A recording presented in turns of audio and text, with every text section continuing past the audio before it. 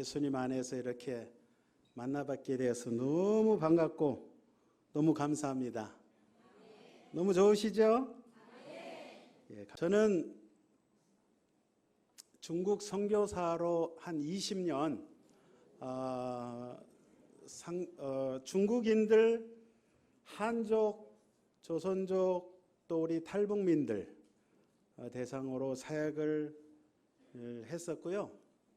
우리 여의도 순복음교회에서 한 10년 또 사역을 했고 한 29년째 사역을 해오고 있습니다. 한 달 전까지 오살리 기도원에서 사역을 하다가 이제 지금은 한국에서 이제 제가 중국에 있을 때 늘 기도를 했어요. 하나님 아버지, 나도 좀 자유로운 데에서 사역을 할 수 없습니까? 20년 동안 아무 대답도 안 하시다가 드디어 여러 가지 환경으로 하나님이 모르셔서 중국에서 나오게 되었고, 물론 중국 가서 지금도 사역을 할 수 있지만 예전보다 사역 환경이 아주 나빠졌죠. 시진핑 정부가 들어서면서 기독교를 굉장히 많이 핍박을 하고 선교사들을 물론 예전에부터 허락하지 않았지만 그 나라 종교법에 의해서 탄압을 많이 했지만 지금은 이제 더 힘들게 되었는데, 그래서 저는 기도 가운데 이제는 한국에 나와 있는 우리 중국 분들이 90만 명이 나와 있어요. 그래서 저는 중국 사람들을 대상으로 사역도 하고 그렇게 이제 준비를 기도 가운데 하고 있습니다. 제가 신학교 다닐 때 한 세대를 다녔는데 기도굴에서 이제 기도를 하면 저도 모르게 막 통곡을 하는 거예요. 1시간 정도 기도할 때는 맹숭맹숭 하는데 1시간 이상 기도를 하기 시작하면 막 통곡을 하면서 하나님 아버지께 이제 기도하는 가운데 나도 모르게 이렇게 막 그런 고백이 나오는 거예요. 울면서 하나님 아버지, 나를 쓰시되 다른 사람들이 가기 힘든 곳, 가기 싫어하는 곳에 저를 보내주시고 정말 복음 전하기 어려운 곳에 하나님 저를 보내주셔서 복음의 나팔수로 하나님 사용하여 주옵소서. 그렇게 막 통곡하면서 기도를 했어요. 나중에 생각해 보니까 진짜 미친 거였더라고요. 지금 그렇게 하라면 못할 것 같아요. 근데 이제 그때만 해도 신학생이니까 그때는 막 삼각산 기도를 10년 넘게 이렇게 청년 때부터 회사 다닐 때부터 다녔었으니까 기도를 많이 하고 기도하는 가운데 하나님께서 그렇게 쓰시기로 작정하셔서 저를 중국 땅에 보내셨는데, 제가 여기 계신 분들이 다 북녘에서 신앙의 자유를 찾아서 또 이 자유 대한민국에 오셨는데 제가 조금 이해를 할 수 있는 부분이 뭐냐면, 저도 사회주의 국가에서 20년을 제가 이제 아들 둘이거든요. 4살, 2살 때 애들 데리고 가가지고 길림 여러분 아시잖아요. 두만강 건너고 압록강 건너서 여러분들 탈북하셨을 때 그 루트가 반드시 길림성이나 윤영성을 지나야 물론 뭐 임진강으로 건너오신 분들도 계시겠지만, 그래서 제가 사회주의 국가에서 공산주의 국가에서 살아보니까 그것도 일반 사업을 하러 간 것이 아니라 복음을 증거하기 위해서, 예수님을 증거하기 위해서 그곳에 갔는데 선교 제한 국가다 보니까 쫓기면서 숨어서 그렇게 지내면서 또 중국말을 할 줄 모르잖아요. 저는 중국 가리라고는 생각도 안 했는데 기도 가운데 하나님께서 그런 비전을 주셔가지고 환상을 보여주셔서 중국을 가게 되었어요. 가서 중국말도 배우면서 거기서 이제 살다 보니까 쉽지 않은 거예요. 여러분, 나라 없이 떠돌이 삶이 얼마나 고단하고 서럽고 멸시천대를 받고 얼마나 고통스럽고 괴로운지를 여러분은 아실 거예요. 그렇죠? 더더군다나 중요한 것은 예수 믿는 정말 신앙생활을 자유롭게 할 수 있는 그곳에 신앙생활 정말 우리 대한민국 얼마나 좋은지 몰라요. 여러분 감사가 되죠? 저는 가끔 지금도 한국에서 잠자다가 꿈속에 공안에 쫓겨서 국가안전국의 통전부에 쫓겨서 수갑 차서 끌려가는, 제가 그런 처음에 이제 경험이 없다 보니까 중국 가가지고 시공안국에 잡혀가서 조사받고 두드러 맞고 많은 고생을 했죠. 두만강에서 또 탈북민들 사역할 때 제가 몇 번 죽을 뻔했어요. 그런 가운데서 제가 그 심정을 제가 조금이라도 여러분 이해를 합니다. 여러분의 심정이 어떤 것인지를. 그래서 저는 바라옵기는 여러분들이 한국 땅에 사실 때 잘 적응하셔가지고 직장도 잘 찾으시고 또 마음의 안정도 찾으시고, 더군다나 저와 여러분들은 살아계신 우리 하나님을 믿기 때문에 여러분 예수 안에서 자유함이 있습니다. 그래서 이 좋으신 예수님을 절대 놓치지 마시고 그 주님과 우리 천국 갈 때까지 항상 기뻐하시고 즐거워하시고 이 땅에서 정말 잘 정착하셔서, 여러분 저 북녘 땅에 아직도 고통받고 있는데 부모 형제 동포들을 위해서 기도하실 때 정말 간절한 마음으로 그렇게 기도하시고, 또 이 땅에 같이 넘어왔지만 예수님 모르는 우리 이웃들, 친구들, 친척들을 위해서도 여러분 뜨겁게 기도하시고 전도하시기를 예수의 이름으로 부탁드리겠습니다. 오늘 여기 이사야 말씀은 주전 8세기에 한 40년 동안 예언자로 활동했던 이사야 선지자가 오늘 하나님께서 그의 입을 통해서 말씀하십니다. 너는 이방의 빛이 되어서, 물론 깊은 말씀은 앞으로 이 땅에 오실 구원자 되신 예수 그리스도를 의미하고 있지만 사실 오늘 저와 여러분 이 땅에 살아가는 저와 여러분들에게 동일하게 해당되는 말씀이에요. 너희가 이 땅에 이방의 빛이 되어서 예수를 알지 못하고 죽어가는 저 영혼들에게 구원의 복음의 나팔수가 되어라, 복음 증거자가 되어라, 이 말씀을 해주고 계시는 거예요. 여러분 제가 처음에 가가지고 말도 안 통하잖아요. 중국에 갔는데 여러분들도 중국에 거쳐서 오신 분들 연변 지역이나, 제가 영길에서만 10년 살았거든요. 장춘에서 한 3년 살고, 길림성 길림시에서 한 10개월 살고, 산동성에서도 살고 이렇게 했는데, 여러분 그 북쪽은 좀 춥죠. 북한보다도 더 위쪽이니까 겨울이 시작되면 추석 딱 지나면 눈 내리기 시작하잖아요. 영하 30도 35도, 흥령강성은 40도까지 내려가는데, 제가 이제 처음에 가가지고 제가 34살 때 갔으니까 지금 내일 모레 60인데 아직도 좀 젊어 보이죠? 아직 흰머리가 없으니까 34살이니까 얼마나 팔팔 날르겠어요. 제가 할빈역 아시죠? 할빈. 예. 흥룡항 할빈역에 그 한국 우리 여의도 순복음께서 청년들이 한 10여 명이 단기 선교를 여름에 이제 7월 달에 왔는데, 제가 이제 그 청년들을 데리고 가이드하면서 할빈을 가게 됐어요. 할빈역에서 이제 제가 그때 이제 길림 살 때인데, 길림시에서 기차를 타고 그때만 해도 한 완행 기차니까 한 6시간 정도 걸렸단 말이에요.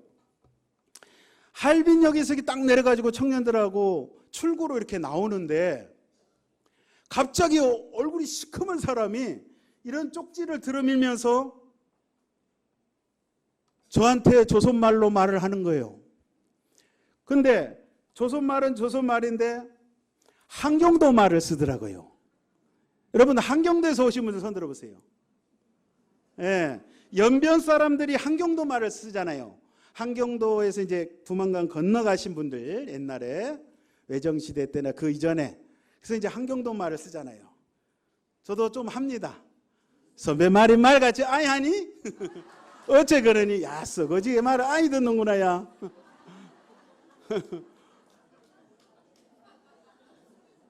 평안도 말도 해요. 고저고 기리지 말라. 우게 기리는 기야. 그 예수 믿으라. 그 한경도 말로 저에게 쪽지를 들이밀면서 이야기하는 거, 자기를 도와달라는 거예요. 그러니까 이분이 한경도 청진에 살다가 청진 기차역 뒤에 딸이 5살이고 아내와 함께 세 식구가 사는데 먹을 것이 없어서 굶어 죽게 생겼으니까 두만강을 건너서 온 거예요. 자기가 할빈에 어떻게 왔냐면 친척이 자기 큰아버지가 옛날에 중국에 이제 와서 사는데 그래도 중국에 사니까 먹고 살만 하기 때문에 좀 도움을 친척 도움을 받기 위해서 강을 건너서 두만강을 건너서 왔는데 조양천 아시죠? 연길 옆에 조양천의 목공소에서 가구 만드는 목공소에서 한 달간 일을 하고 여비 교통비를 마련해서 할빈에 자기 친척집이 할빈인데 왔는데 이 사람 말도 중국말 못하니까 왔는데 전화도 안 되고 전화를 어떤 사람을 통해서 했는데 뭐 전화가 안 되는 거예요. 근데 이 사람이 저랑 나이가 동갑이더라고요. 34살. 나중에 그러더라고요. 제가 생일이 좀 빠르니까 저보고 형님이라고 하겠다고. 하지 마라 그래도 막 형님 하더라고요. 근데 이 형제가 그러는 거예요. 자기가 3일 동안을 조선말, 한국말, 조선말 하는 사람을 기다렸는데 말이 안 통하니까 할빈역에서 3일을 굶은 거야. 뭐 주워 먹기도 하고 뭐 이렇게 해가지고 3일을 꼬박. 그런데 이제 우리가 이제 청년들하고 이렇게 웅성웅성 이야기하다가 탁 나가니까 너무 반가워가지고 저한테 제가 맨 앞에 나갔거든요. 도와달라는 거예요. 그래서 봤더니 쪽지에 친척 주소 그 전화번호가 써져 있는 거예요. 그래서 이제 전화를 해보니까 이 친척이 3개월 전에 중국 연영성 대련 있죠. 항구. 대련에 돈 벌러 가가지고 돌아오려면 또 몇 달 있다가 돌아온다는 거예요. 올 수가 없는 상황이에요. 그러니까 이 사람이 만날 수도 없는 처지에 있어서 어떻게 안 되겠다 싶어가지고 길림에 제가 이제 그때 살 때 길림으로 일단은 데리고 가야겠다 싶어가지고 일단은 청년들과 우리가 할빈하고 이제 흥룡강 일대를 우리가 이렇게 봐야 되기 때문에 그래서 할빈 기차역에서 거기 기차역전 옆에 초대소가 있어요. 대형 여관이죠. 우리식으로 말하면. 거기에서 이제 1박을 하면서 이런 이야기 저런 이야기 하는데 이 친구가 굉장히 불안해하는 거예요. 혹시 한국 사람들이 공안에 신고할까 봐. 아니 딱 보니까 눈치가 그래. 밥을 같이 먹는데도 또 이제 중국 음식은 굉장히 기름지잖아요. 못 먹고 있는 거야. 막 눈물을 흘리더라고. 그래서 왜 우냐고 그랬더니 첫 번째는 북에 있는 가족이 생각나서 음식이 안 넘어간다는 거예요. 나 혼자 어떻게 이 귀한 음식을 먹냐. 그리고 두 번째는 기름진 음식을 먹어본 지가 오래돼서 잘 안 되는 거예요. 소화가 안 되는 거예요. 막 울더라고요. 그런데 한편으로 이렇게 불안한 거예요. 그래서 저희들이 이제 그 초대소 안에서 숙소 안에서 방 안에 침대가 7개 있는데 이제 그런 데에서 우리가 방을 잡았어요. 우리가 청년들하고 함께 제가 전도하면서 예수님이 어떤 분이라는 것, 왜 예수를 믿어야 되는 것, 이거에 대해서 이제 쭉 설명을 하고 하나님이 너를 사랑한다, 당신을 사랑한다. 그래서 청년들이 그 가지고 간 한국 초코파이 있죠. 초코파이를 뜯어가지고 케이크를 이렇게 3단으로 해가지고 초코파이 케이크를 만들었어요. 그래서 기타 치면서 당신은 사랑받기 위해 태어난 사람 이 찬양을 불러줬어요. 이 형제한테. 하염없이 눈물을 흘리더라고요. 자기는 이 세상에 태어나서 이렇게 환영받고 자기를 사랑한다는 말을 들어본 적이 없는데 남조선에서 온 이 형제자매들이 이렇게 자기를 축하해주고 사랑한다 하니 너무 고맙다고 그러더라고요. 근데 같이 잠을 자는데 옆에서 잠을 못 자고 새우잠을 자는데 불안해하는 거예요. 제가 이제 그 형제 몸에 손을 얹고 기도를 해줬죠. 편하게 자라고.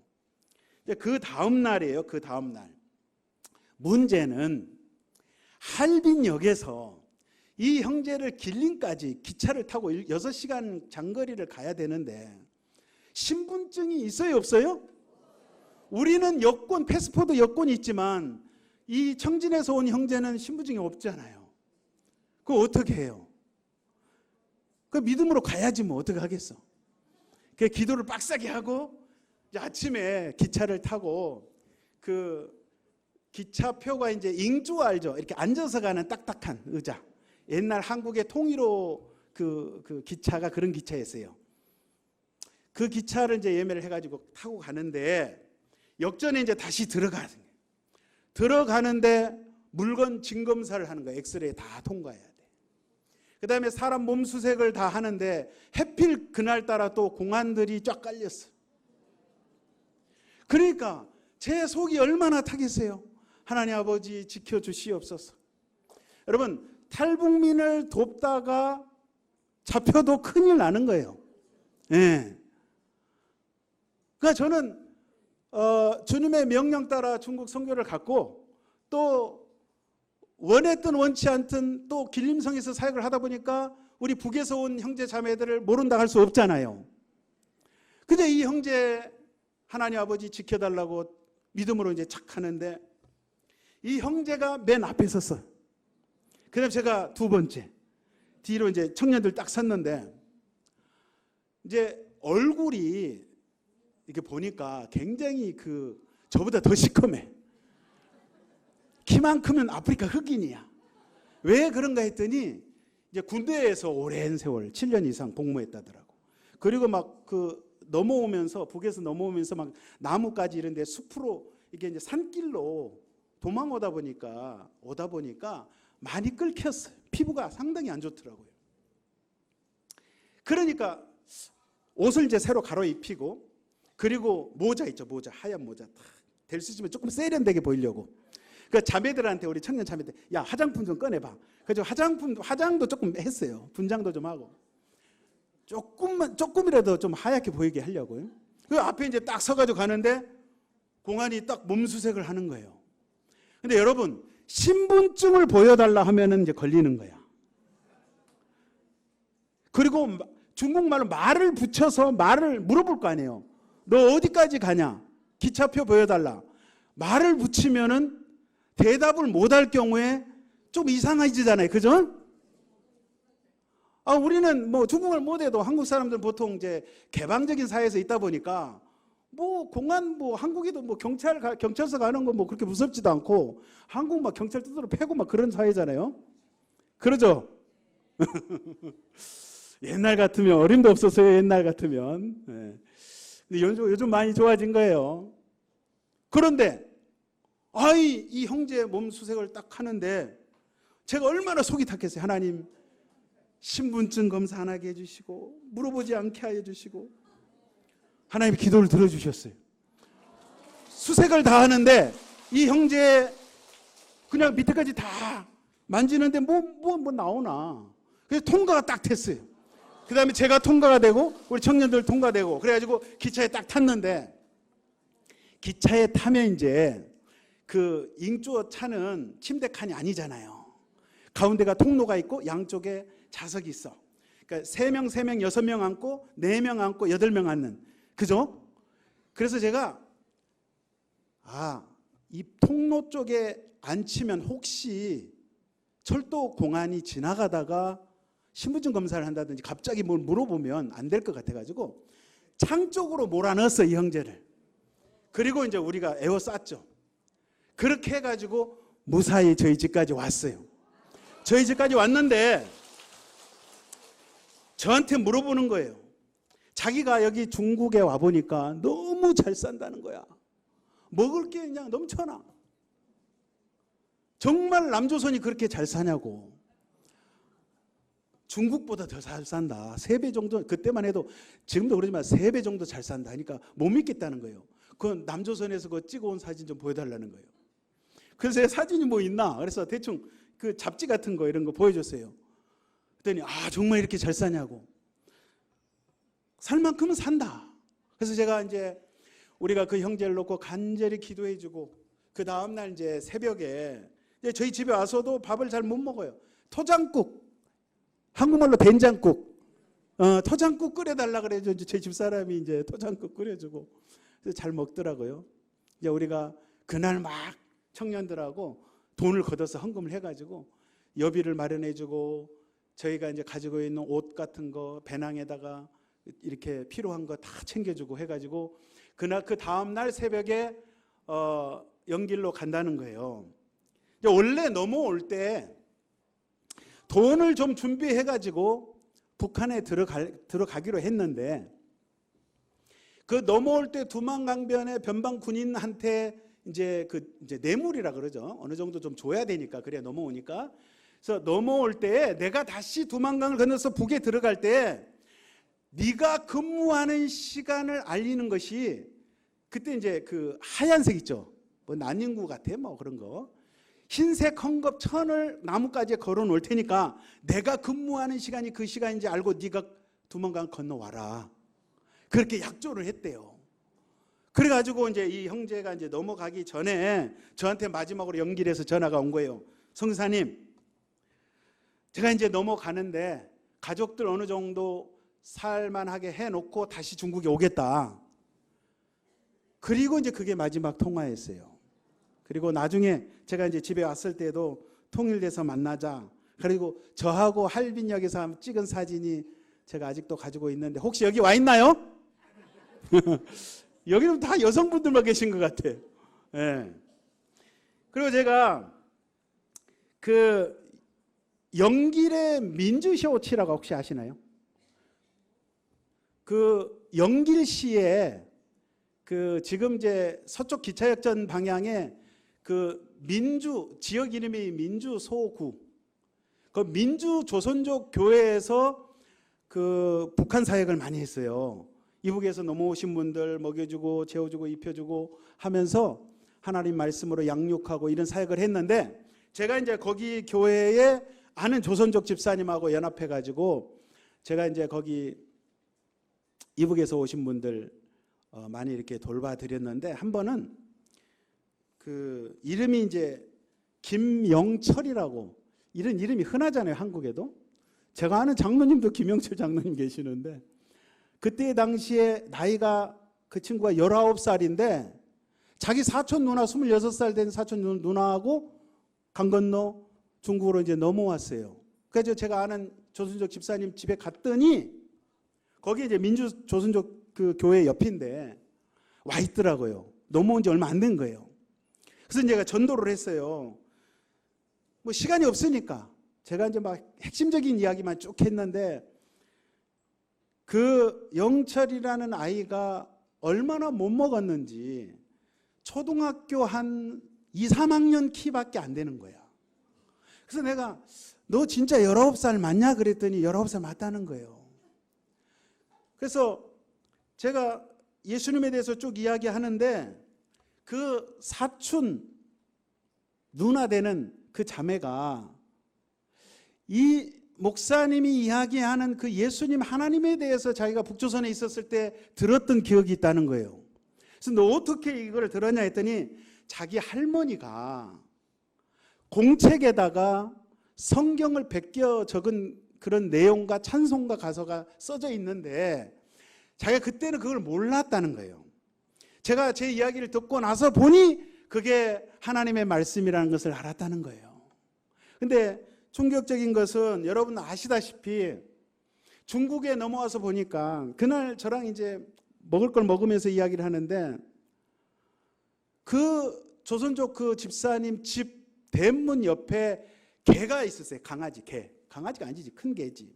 계집이 있는데 계집 옆에 쓰레기통에 먹다 버린 옥수수, 삶은 감자, 만두 이런 게 있는 거예요. 막 울더라고, 영철이가. 북한에는 먹을 게 없어서 굶어 죽어가는데 여기는 저렇게 먹을 게 넘쳐나서 세상에 저 개도 먹지 않은 저런 음식이 저렇게 있다고 하면서 막 우는 거예요. 그래서 저는 그때 그런 다짐을 했어요. 내가 선교사로 와 있지만 정말 도와줄 수 있을 때 하나님이 기회를 주시고 선교할 수 있는 힘을 주시고 그런 믿음을 주시고 그런 물질을 주셨을 때 내가 정말 아끼지 말고 최선을 다해서 저들을 도와주고 저들에게 주의 말씀을 증거해야겠다, 이런 생각을 했거든요. 오늘 여기서 제가 여러분을 뵙게 되니 참 감개무량하고, 여러분 그래도 복 받으신 분들이에요. 뭐가 복 받았냐면 마음껏 주님을 예배하고 찬미하고 정말 신앙생활을 자유롭게 할 수 있다는 이 자유 대한민국에 와 있다는 것이, 그것이 복 중에 복인 거예요. 그래서 여러분, 이 좋은 예수님 신앙을 절대 잊어버리지 마시고 정말 목숨 걸고 신앙 지키시고 충성하시기를 예수의 이름으로 부탁드리겠습니다. 한 가지 간증만 하고 제가 말씀을 마무리할 텐데, 제가 중국 선교하면서 전에 주로 이제 나중에 중국말을 배워서 한족 아시죠? 우리 말을 못하는 중국 사람들, 한족들 제자 양육 사역인 그 신학교를 세워서, 지하 신학교를 세워서 신학교 사역을 하고, 교회가 없는 농촌 지역의 마을마다 이제 교회를 세워나가는 초소 교회 개척 사역을 이제 많이 했어요. 그 중에 왕완진 형제라고 있어요. 이 형제는 특징이 뭐냐면 정말 못생겼어. 사진을 다시 봐도 못생겼어. 저는 상당히 잘생긴 거예요. 키도 너무 작아. 등소평, 여러분 중국의 등소평 키가 작잖아요. 등소평 키만 할 거야 아마. 그리고 공부도 많이 못했어. 소학교 겨우 졸업했어요. 그러니까 장가를 38살이 되도록 장가를 못 가는 거예요.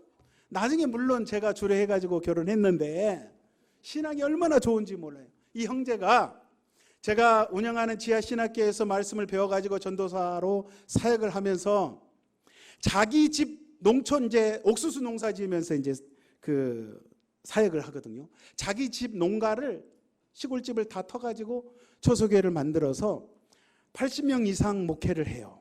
그러니까 날마다 새벽 예배 드리고 찬양하고, 또 예배 끝나면 또 아침부터 나가서 밭에 나가서 옥수수 농사 지으면서 하루 종일 대학 밑에서 일하면서 저녁에 또 저녁 7시 되면 또 성도들 모아놓고 또 예배 드리고.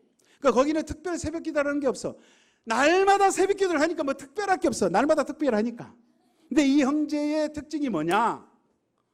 성경을 그렇게 암송을 해요. 그러니까 뭐 밥을 먹을 때나 화장실에 있을 때나 기차를 타고 갈 때나 밭에서 밭일을 할 때나 항상 호주머니에 이렇게 쪽지에 이렇게 성경 구절을 써가지고 보면서 애워요. 그래서 3일에 한 번씩은 공책을, 노트를 딱 펴놓고 창세기부터 자기가 암송한 구절을 계속 써 내려가는 거예요. 너 그거 왜 하냐 그랬더니 3일 지나면 또 잊어버린대. 또 반복해서 해야 되는 거예요.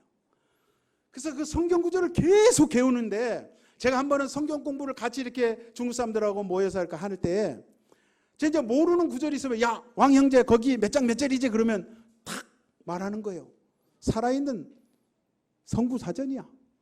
그러니까 제가 한번 그랬어요. 농담으로. 야, 성구 사전 찾으면 됐지 뭐 그렇게 막 애워대냐 그랬더니 화를 내는 거예요. 선교사님 그런 이야기 하지 말라고 하면서 자기 간증을 하는 거예요. 예수 믿기 전에 예전에 자기 동네에 거기 저수지 있어요. 시골에 저수지가에 이렇게 갔는데 동네 사람들이 쌈이 붙은 거야. 그럼 막 쌈을 말리고 뭐 하는데 한 사람이 맞아서 죽었어요. 사람이 죽었는데 이 형제가 그 사건에 연루돼 가지고 자기는 아무 죄도 없어. 근데 억울하게 같이 잡혀 들어가가지고 그 시골 감옥소에 6개월간 감옥 생활을 한 거예요. 그러니까 여러분 길림성 아시지만 추석 지나면 눈이 내려. 그리고 그 다음 해에 4월 말까지 선교대회가 그때 우리 5월 초에 5월 중순에 하는데 선교대회 하기 전까지 눈 내린다고 하면 다른 선교사님들이 고지를 안 듣더라고요. 그러니까 중국 거기는 춥잖아요. 겨울이 5개월 6개월이 겨울이야. 영하 25도 30도 막 이래. 그러니까 겨울 시작할 때 감옥에 들어가가지고 끝날 때 나왔으니 그 시골 감옥서가 얼마나 허름한지 끄적대기 하나 깔아놓고, 우리 한국은 옛날에 콩밥을 먹였어요. 감옥에서. 그건 옥수수 떡 같은 걸 준대요. 감옥에 딱 들어갔는데 너무 괴로운 거야. 너무 억울한 거야. 나 아무 잘못도 없는데 내가 여기 같이 끌려 들어온 거예요. 그래서 그때는 하나님 알지 못했기 때문에 원망하면서 자기가 죽으려고 3번 자살 기도를 했는데 안 죽어지더라는 거예요. 그래서 이런 이야기를 하는 거예요. 선교사님, 내가 만약에 그때 예수님을 알고 하나님의 말씀을 암송하고 있었다면 내가 그렇게 힘들어하지 않고 외로워하지 않고 정말 그런 고통 가운데 그래도 하나님 말씀 의지하고 내가 기도하고 찬양하고 옆에 있는 사람에게 예수 믿으라고 전도하고 그렇게 할 수 있었을 텐데 그 누구도 나에게 예수 믿으라고 전도한 사람이 없었다는 거예요. 그래서 앞으로 중국이 옛날에 1966년부터 10년 동안 문화대혁명 기간에 모태통 주석이 기독교 종교인들을 탄압했어요. 그때 수많은 사람들이 다 끌려가고 강제 노역을 하고 때로는 감옥에 가서 순교하고 예수 믿는 것 때문에 그런 고통을 당하고 성경책을 가지고 있는 것 자체가 죄가 되기 때문에 여러분 그때 당시 홍위병들이요 성경책을 숨기고 있다가 홍위병들한테 걸리면 죽창에 찔려서 죽었어요. 성경책을 다 불태우고 그랬어요.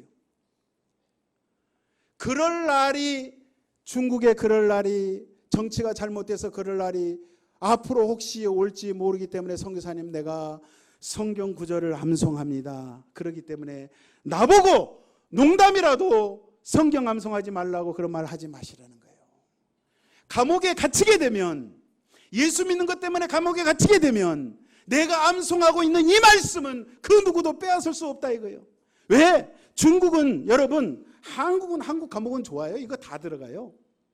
제가 영길 감옥에 그 형무소에 교도소에 면회 갔을 때 제가 거기 사역했었을 때 탈북 사역했던 우리 동범이 형제로 조선족 형제가 사람을 죽이는 사건이 있었어요. 그래서 8년형을 선고받고 그 영길 감옥에 있었을 때 제가 면회를 가면 다른 거는 다 들어가요. 음식도 내복도 옷도 다 들어가는데 이 기독교 서적 이 성경만큼은 반이 금지되어 있어요. 중국에서는. 그러니까 우리 왕 형제 말이 맞는 거예요. 내가 말씀을 암송하고 있으면 그러니까 여러분 중국의 우리 사역자들 성도들은 찬송가를 수백 곡을 다 외워버려. 그러니까 찬송가 없이도 예배를 드리는 거예요. 우리는 막 가사 띄고 요즘은 이거 안 갖고 다니잖아요. 스마트폰 때문에. 그렇죠? 그리고 교회가 너무 좋아갖고 화면에다가 다 가사를 띄워주니까 제가 전에 보니까 기도원에서 사역할 때 보니까 아니 화면을 새벽에 안 띄워준다고 막 불평을 하는 거예요. 제가 그 이야기를 했더니 그 뒤로는 이야기 안 하시더라고. 여러분 우리 신앙을 내 스스로가 지켜야 되는 거예요. 그리고 내 영성을 내가 관리해야 되는 거예요. 그래서 앞으로 그런 환난이 오고 그런 고통이 오고 어려움이 올 때 여러분 대비해서 이런 형제처럼 저와 여러분들이 정말 이렇게 예수 믿기 좋은 환경 가운데 있었을 때 내가 그리고 건강할 때 그리고 내가 그래도 물질이 있었을 때 이런 좋은 기회가 있었을 때 여러분 이것을 놓치지 마시고 정말 이 좋은 시기에 신앙생활 잘 하시고 정말 죽어가는 영혼들을 향해서 여러분 달려나가시기를 예수의 이름으로 축원드리겠습니다. 여러분 히브리서 13장 3절에 보니까 이런 말씀이 있어요. 너희도 함께 갇힌 것 같이 갇힌 자를 생각하고 너희도 몸을 가졌은즉 학대받은 자를 생각하라. 잠언서 31장 8절에도 너는 말 못하는 자와 모든 고독한 자의 송사를 위하여 입을 열지니라. 이런 말씀이 있어요. 여러분, 제가 아까도 말씀드렸잖아요. 여러분의 그 고충, 외로움, 저도 20년 동안 떠돌이 살면서 생활을 하면서 중국 땅에서 쫓기면서 사역을 해봤기 때문에 여러분이 한국 땅에서 어떻게 살아가고 계시는지 저도 이해가 가요. 그러지만 여러분, 우리가 믿는 이 예수님은 우리를 자유케 하시는 분이시기 때문에 여러분, 정말 우리가 입술을 열어서 때를 얻든지 못 얻든지, 기회가 있든지 없든지, 여러분 시간이 없으면 시간을 내어서 여러분 반드시 이 생명의 그리스도의 복음을 증거하시기를 예수의 이름으로 부탁드리겠습니다. 많은 사람을 옳은 대로 돌아오게 한 자는 별과 같이 영원토록 비추게 하리라. 다니엘서에 주님 말씀하고 계세요. 여러분, 이 말씀 잊지 마시고 오늘 말씀, 이사야의 말씀처럼 여러분, 우리 한국 사람이 됐든 북에서 온 사람이 됐든 또 동남아에서 온 외국인이 됐든 어떤 사람이든 민족과 국가를, 성별을 초월해서 여러분 꼭 주의 말씀을 나누시고 주의 사랑을 전하시고 그리스도의 생명의 말씀을 꼭 증거하셔서 정말 하나님이 기뻐하시는 그러한 멋진 인생 사시기를 예수의 이름으로 축원드립니다. 우리 말씀 생각하면서 한번 통성으로 기도하실 때 하나님 아버지, 우리 북녘 땅에 두고 온 우리 형제 자매들, 부모 형제들, 일가 친척들이 있습니다. 하나님, 저희들도 불쌍히 여겨 주시옵시고 아버지 하나님, 저 북녘 땅이 하루속히 아버지 자유함을 얻게 하여 주옵소서. 아버지 하나님, 아직도 억류되어 있고 감옥 가운데 아버지 갇혀있는 지하구의 모든 성도들 아버지 풀려나게 하여 주시옵소서. 아버지 북한의 3대 세습 독재 정권이 무너지게 하시고 아버지 하나님, 정말 예수 그리스도의 생명의 말씀 복음으로 평화적인 통일이 이룰 수 있는 이 한반도 땅이 되게 해달라고 우리 주여 삼창하시고 통성으로 기도합니다. 주여, 주여, 주여. 할렐루야. 하나님 아버지 감사옵나이다.